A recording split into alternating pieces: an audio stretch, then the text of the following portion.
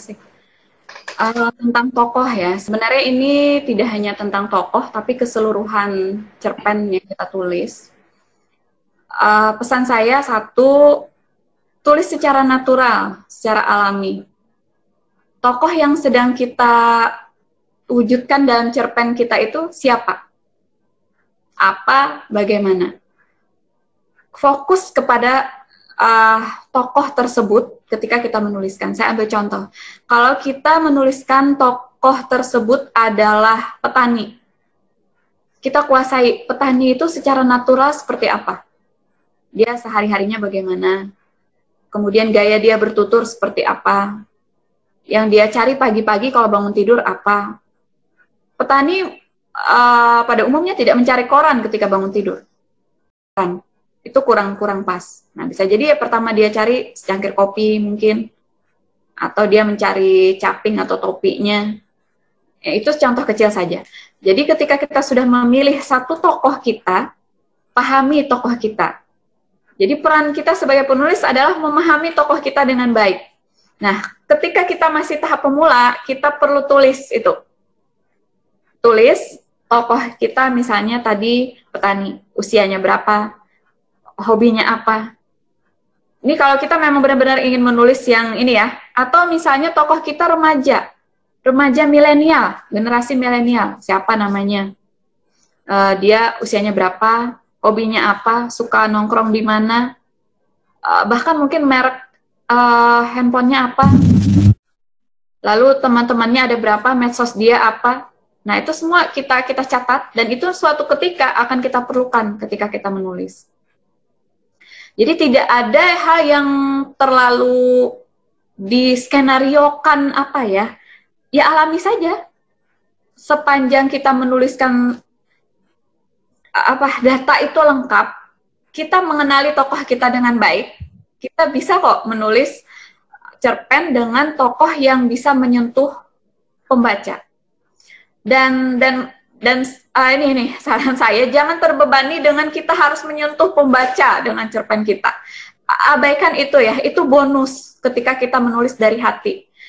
Jadi tidak usah itu jadikan tujuan utama, itu bonus saja. Ketika kita menulisnya dari hati, memang kita menyampaikan sesuai dengan apa yang ada di dalam cerita kita, nanti dia akan sampai juga ke hati pembaca. Kalau kita dari awal sudah mikir ini tokoh ini akan menyentuh pembaca, tidak, ke dialog seperti ini akan menyentuh, tidak, nah itu kita tidak maju nanti, kita lambat. Tulis saja, dan ini entah ini bisa dipercaya oleh teman-teman atau tidak ya, saya sudah mengalami itu, ketika saya menulisnya dari hati, cerpen itu sampai juga ke hati. Tapi pernah ada satu cerpen yang saya tidak nulisnya dari hati, karena saya terbebani dengan ada beberapa hal, saya menulisnya agak-agak terganggu waktu itu, kondisi psikologi saya menulis, dan cerpennya juga tidak sampai ke hati pembaca. Jadi jangan terbebani ketika menulis. Mungkin agak mirip juga dengan orang yang menyanyi ya, Pak Sainul. Penyanyi itu kalau dia punya beban, ini kan biasa di acara-acara audisi itu, kalau dia punya beban kan ketahuan, kedengaran dari suaranya. Sama ketika kita menulis cerpen juga. Jangan terbebani dulu oleh hal-hal yang apakah cerpen kita akan nanti diangkat jadi film misalnya ya.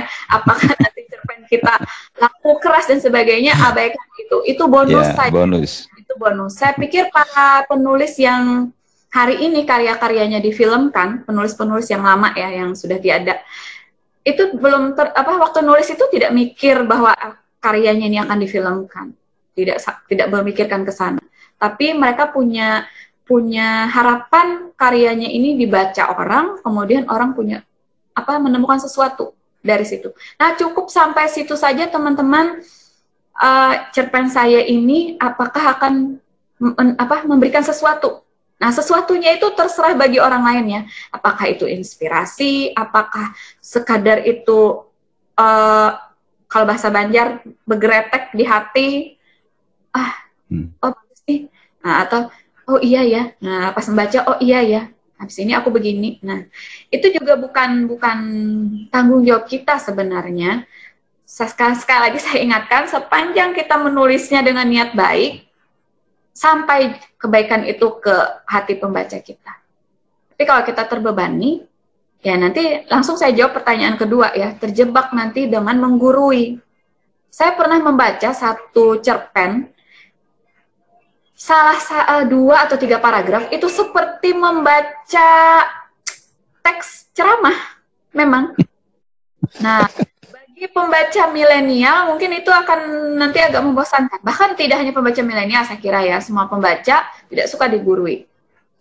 Tidak suka digurui. Nah, seperti apa kalaupun kita memang ingin menggurui juga, tanda petik, salah satu tipsnya, sisipkan itu misalnya dalam dialog, mungkin ya, atau dalam aktivitas yang dilakukan oleh tokoh.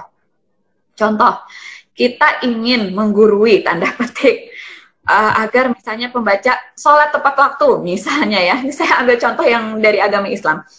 Ya, tulislah tokoh itu, ada satu adegan tokoh itu sholat tepat waktu misalnya. Nah, jangan sampai ada redaksi di cerpen itu, Muslim yang baik adalah yang sholatnya tepat waktu bla bla bla. Nah, itu yang nanti terjebak pada menggurui. Karena cerpen ini karya sastra ya, cerpen salah satunya. Itu orang tujuan utama membacanya itu bukan cari ilmu, saya kira.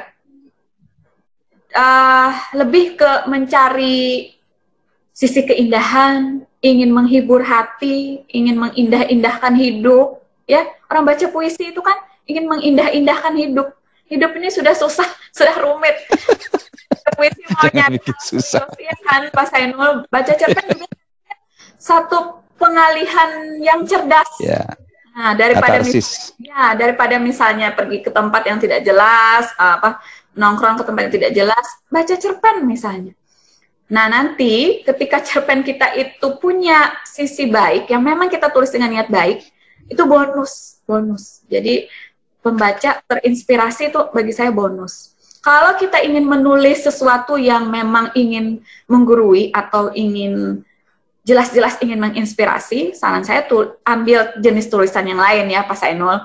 Misalnya, ada kan motivator, tulisan-tulisan motivasi yang dia bukan cerpen. Nah, pilih alur itu kalau memang tujuan kita ingin ke sana. Tapi kalau cerpen ya seperti itu adanya. Gimana Siti Rahmah? Saya sih belum puas dengan jawaban saya, Pak Sainul. Saya sih puas. Saya puas dengan pertanyaannya, puas dengan apa yang disampaikan Bu Nay, puas ya. Saya kalau bicara soal cerpen, puisi itu Pak Sainul ya susah untuk dihentikan. Baik. Tetapi tidak tentang mungkin saya pengen terus aja nih. Betul, kami juga pengen terus ya. Tapi kami juga menyadari bahwa Bu Nay akan mendapatkan kunjungan dari Jakarta, ada tamu ya. Jadi sesi ini saya cukupkan di sini, sudah sangat banyak yang Ibu Nay sampaikan. Paling tidak membantu mahasiswa saya di kelas ini, bahwa sekarang kalau baper tidak cukup nulis status, tingkatkan nulis puisi atau nulis cerpen gitu ya. Yang suka baper gitu ya, jangan hanya nulis status, tingkatkan levelnya nulis puisi atau nulis cerpen. Yang jadi topik baper itu apa, ya udah diulah jadi imajinasi seperti apa yang disampaikan Ibu Nay. Ya, bahwa karya sastra itu punya fungsi katarsis, yaitu mengalahkan duka lara dalam kenyataan menjadi imajinasi dalam karya fiksi. Terima kasih Ibu Nay sudah mau berbagi di kelas kami. Terima kasih yang tak terhingga Ibu Nay, bisa Anda itu sebetulnya sedang berguru pada bukan orang hanya tahu ya, tetapi sudah berpengalaman. Itu kelebihannya menghadirkan penulis ke ruang kita. Di kelas A1 nanti juga saya akan menghadirkan penulis. Jadi biar kalian itu mendengar langsung dari praktisinya. Jadi bukan hanya dengar dari teori dari buku-buku menulis cerita pendek, tapi tak satu pun cerita pendek mereka tulis gitu. Jadi Anda lebih otentik karena mendapatkan informasi dari orang yang mengalaminya, karena pengalaman itu berbeda dengan pengetahuan, dan bahasa pengalaman itulah yang harus dihadirkan ke dalam karya fiksi, bukan juga di dalam puisi ya. Yang harus dihadirkan adalah bahasa pengalaman, bukan bahasa pengetahuan. Karena di situ selalu ada kebaruan. Terima kasih Bu Nay ya.